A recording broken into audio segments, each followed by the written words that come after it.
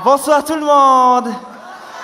Qu'est-ce que ça fait plaisir de se retrouver là tous ensemble à la Maison de la Culture. D'ailleurs, parlons culture. Hein, qu'en pensez-vous? Moi j'ai la chance, en tant que demi, bien sûr de revendiquer mes origines, mais qui dit origine dit culture, on est d'accord? Et à Tahiti, on a la chance de continuer de vivre et de perpétuer notre culture. Ça c'est cool. Et donc du coup, ce que j'ai voulu faire pour regrouper un petit peu, j'ai un peu condensé. Ce qu'on peut retrouver chez nous, c'est la danse, le chant, la musique, le chochopro. Ah, bon, je sais qu'il y a des blancs, vous inquiétez pas. Qu'est-ce que le chochopro? Le chochopro, ce sont les rumeurs. On adore les rumeurs, on adore ça. Et chochopro, en fait, c'est... Le cho, c'est... Le cho, chez nous en marquisien, on appelle ça le keo. Ouais, donc chochopro, ça fait QQ parler. Ouais, on dit de la merde. Mais si, on la connaît tous, on a toujours une cousine, une tati, une copine qui est comme ça. Ben, faut que je te raconte quelque chose. Je peux pas la te dire. Non, je dis pas. Si là, je te dis, je peux pas garder pour moi. Ben, si tu peux pas dire, ne dis pas, quoi. Si, je te raconte. Tu dis pas là, je te dis, hein, sinon ça va faire des problèmes. Eh ben, ne me raconte rien. Tu vois, le tanné permien. Eh ben, il a une nouvelle poule. Si, je l'ai vu, en plus, il s'affiche. Ah non, mais tu sais, cette fille-là, c'est une fille à histoire.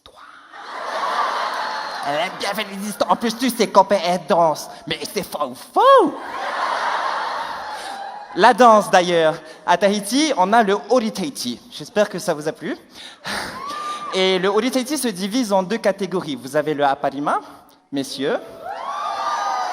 Le Aparima, cette danse gracieuse qui vous permet de nous raconter nos légendes, nos histoires de par notre gestuelle, notre expression et tout. Sauf que vous ne savez pas la pression qu'elles ont les danseuses. Ah si, elles sont sous pression. Vous ferez gaffe. Parce que vous avez toujours le chef de groupe qui est là. Tiens-toi droite, ta tête, tends les bras. Allez, le baligné, ouais, aligné. Pistive. Donc la meuf, elle est comme ça, et ok, je suis prête. Et il trouve quand même le moyen de dire, il faut sourire. Ok. Et donc du coup, lors des Heiva et compagnie, elle est comme ça, elle est prête, elle va danser. Le chef de groupe est toujours par là environ et tout, il est en train de... Et vous le voyez, vous l'entendez pas. Il faut chanter. La meuf, elle est comme ça.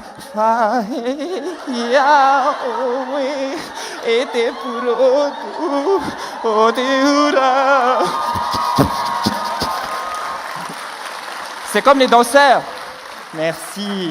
C'est comme les danseurs, on les reconnaît. Tu sais que c'est un danseur et tout déjà parce que c'est les seuls que tu retrouves attroupés en string au PK18. Attroupement de string, vous savez, danseur. Mais je me suis toujours demandé, mais comment ça se passe dans leur vie en général? Un danseur, ça te tient toujours droit, c'est beau, c'est huilé, long cheveux, ce que tu veux. Le mec, quand il te raconte une histoire, ça doit être comme il est. Tu sais, l'autre jour, on est parti à la montagne comme ça, les amis, et d'un coup, ben là, je suis tombé sur quelque chose et je me suis reposé pour ramasser. Et quand je regardais vers le soleil...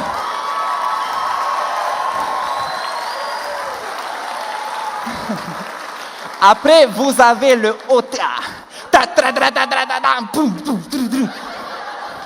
C'est plus rythmé, je sais que les blancs, c'est ce qu'ils aiment parce que... Mais le OTA, c'est percussion, c'est rythmé. Mais vous vous êtes jamais demandé pourquoi ils jouaient fort comme ça des percussions?